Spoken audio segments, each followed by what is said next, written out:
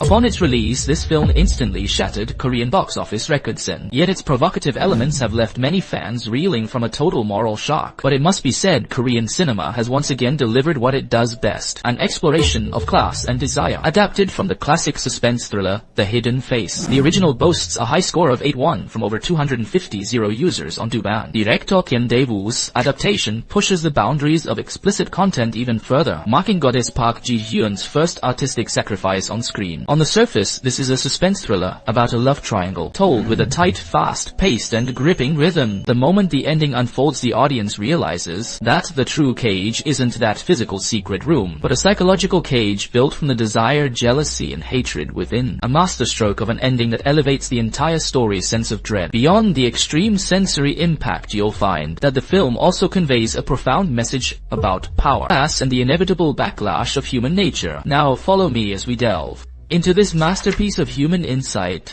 To test her fiancé's feelings for her, she deliberately hides in a secret room within their home. Equipped with a one-way mirror, the room allows her to see out while remaining hidden, and it is perfectly soundproofed. After bidding a friend farewell through the glass, she waits for the drama to unfold. The door slowly shuts, severing all her ties to the outside world. She checks her phone. There isn't a single bar of signal. Fortunately, she's stocked up on enough snacks and water to last for 3 days. Then Zin, the conductor, returns home to find the sprawling villa empty. He found a video recording on the living room table. In the video, Luyeon was in tears, stating she could no longer endure their drifting relationship and had decided to go abroad for a while. Zuyeon watched Zongjin's reaction from the shadows she saw. His despair and a smirk of success played on her lips. But soon a pang of guilt surged within her. She took out the key her best friend Mai-jo had left for her, preparing to step out and surprise Sungjin. But when she inserted the key into the lock, no matter how she turned it, the iron door wouldn't budge. Only then did she realize that things had spiraled out of her control, and what happened next would make her deeply regret her decision. Zuyeon's fiancé, Zongjin, is a young and promising conductor, but everything he has was given to him by Zuyeon. Zuyeon is the principal cellist, while her mother holds absolute control over the entire orchestra. Despite his enviable status, Zongjin comes from a humble background, and almost all major decisions bypass him, decided directly by Zuyeon and her mother. In the eyes of others, he is merely a decorative trophy attached to a wealthy family. The constant trampling of his dignity caused his passion for Zuyeon to wither, replaced by a polite yet distant indifference. Accustomed to being the center of attention, Zuyeon soon noticed the change. Although they were already discussing marriage, Zuyeon felt deeply insecure, so she orchestrated this absurd test. Zongjin told Zuyeon's mother about her departure, but she did not blame him. The mother only felt she had been too indulgent with her daughter. Due to Zuyeon's absence, the orchestra needs a new cellist to fill the vacancy. So when her close friend Mi-ju appeared, also a cellist, Mi-ju relied on her familiarity with the orchestra's style to successfully pass the audition. Mio's appearance was no coincidence. She and Zuyeon shared a hidden past. They were once inseparable lovers back at the music conservatory, and this villa used to be their music teacher's old residence, holding their most intimate memories of youth. The secret room was their shared secret. Zuyeon had even promised to buy the house and make it their future home together. Mio poured her soul into it, personally supervising every detail of the renovation. However, upon completion, instead of news of them moving in together, she received a call from Zuyeon. On the other end, Zuyeon nonchalantly informed her that she was marrying a man, and this villa would be their marital home. Their past promises meant nothing to Zuyeon. Mio's world shattered, and the seeds of revenge were sown at that very moment. So when Zuyeon proposed that absurd loyalty test, Mio saw her opportunity. She played along calmly, helping Zuyeon hide in the secret room and resetting the bookshelf camouflage. The key she gave Zuyeon had been swapped, making it impossible to open the door from the inside. Inside the bunker, Zuyeon initially watched with amusement Zing Songjin's stunned and bewildered reaction to the breakup video. A smug, mischievous smirk played on her lips. She ate snacks and hummed tunes, even putting on the shackles they once used during play on her ankles to amuse herself. But days later, when she tried to end the game and surprise Sungjin, only then did she realize the key couldn't open that heavy iron door. She began to pound on the mirror, screaming for help, but no matter how hysterically she cried out, Sungjin on the other side of the mirror noticed nothing. You should join the Katosa. Hey.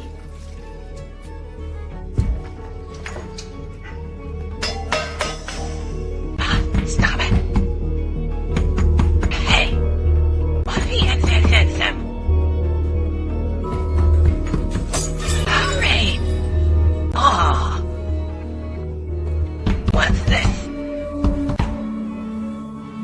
As night fell and the bathroom lights went out, Soo-yeon was completely entombed in boundless darkness and silence. The snacks in her bag were soon gone in her despair. She found a box of old instant noodles on the shelf. When she opened them, the noodles were already covered in green mold. Driven by extreme hunger, the once wealthy socialite had no choice but to use a worn-out toothbrush to laboriously scrub away the mold, before gnawing on the dry inedible noodles. When exhausted, she used her designer bag as a pillow and expensive furs as blankets, struggling to sleep on the freezing floor. Meanwhile, a different story was unfolding outside the secret room. Myo, as the new orchestra member, began to make her move on Sungjin. One day after work, her car happened to break down, and Sungjin naturally offered to give her a ride. From small talk to dinner, the tension escalated quickly after a few drinks. A sudden downpour acted as the perfect catalyst for them to cross the line. Inside the car on the way back to the Villa, desire filled the air. Sungjin's hand quietly slid over Myo's, and she didn't resist. On that rainy night, they crossed the final boundary, and Soo-yeon saw every bit of it from inside the secret room. When Mi-jo stood before the mirror, looking at her reflection, and started talking to herself, Soo-yeon finally understood the truth. She had been betrayed by the person she trusted most. Mi-jo calmly admitted to swapping the keys, declaring that she would take Soo-yeon's place and everything she owned. Soo-yeon pounded the mirror in rage, but the force only reached the outside world as faint ripples on the surface of the sink. Then she witnessed Sungjin and Mi-jo with her own eyes, sharing every intimate detail in the bedroom. Fiancé embraced the other woman, kissing her, undressing until nature finally took its course. At that moment, she truly realized that human nature cannot withstand any test. Under both physical and mental torment, Soo-yeon began to seek a way to save herself. Once, while Mi-jo was bathing, she desperately twisted the hot water valve. Scalding water burst out, burning Mi-jo and making her scream in pain. The scream caught Sungjin's attention, and he called a plumber the following day. As the plumber inspected the pipes, Soo-yeon cried out for help with all her might. Worker seemed to hear a faint sound. Saying this, Soo-yeon twisted the valve again, hoping to make more noise. Unexpectedly, the sudden change in water pressure startled the worker, causing her to miss her chance to be rescued yet again. Soo-yeon's prolonged disappearance finally raised her mother's suspicions. She noticed something suspicious in the breakup video her daughter left behind. A hand that wasn't Soo-yeon's appeared in the corner of the frame, and the bracelet on the wrist looked hauntingly familiar to her. Meanwhile, Sungjin grew suspicious of the recurring issues with the water. Returning home, he found the water pressure at the sink fluctuating wildly, completely out of control. He finally realized that Soo-yeon might be hidden somewhere inside this very house. He searched the room, finally fixing his gaze on that massive mirror. He tapped the glass lightly.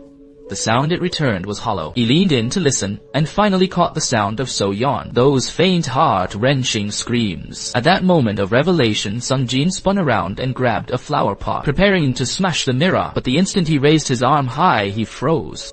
A terrifying thought flashed through his mind. If Soo-yeon could see out, then she had witnessed every illicit moment between him and Mi-jo. She were freed, everything he had gained as a matrilocal son-in-law. His status, wealth, and career would all vanish into thin air. The internal conflict tore him apart, but ultimately his survival instinct and ambition triumphed over his conscience. He set the flower pots down and decided to consult Mi-jo instead. Mi-jo's reaction only confirmed his worst fears. She calmly broke down the high stakes for him. With Soo-yeon's temperament, she would surely ruin them both once freed, and likely see them thrown in prison. She left the ultimate decision to Sungjin, certain that a man who had clawed his way up from the bottom would never dare gamble away his entire future. Surprisingly, Sungjin chose the silence, becoming Mi-jo's accomplice and leaving Soo-yeon to rot in that dark corner. But Soo-yeon's mother refused to give up. She managed to get a replacement SIM card for Soo-yeon's phone and sent out a mass SOS message from that number. Sungjin and Mi-jo, both at the orchestra, received the message simultaneously. A wave of sheer panic shattered Sungjin's final psychological defense. More than losing his future, he feared the weight of a murder charge. Ignoring Mi-jo's protests, he insisted on freeing Soo-yeon to beg for her forgiveness. The two took leave from the orchestra simultaneously and rushed back to the villa. And this suspicious behavior of theirs confirmed their complicity to Soo-yeon's mother, who had been watching in the shadows. Sungjin and Mi-jo finally forced open the heavy iron door. They were horrified by the sight before them. The secret room was in shambles, and Soo-yeon lay dying in front of the mirror. Mi-jo cautiously stepped forward to check on her, only for the seemingly unconscious Soo-yeon to suddenly lunge at her in a frenzy. As they tore at each other, Sungjin pulled them apart, making a choice in a split second. Without hesitation, he slammed Mi-jo against the wall,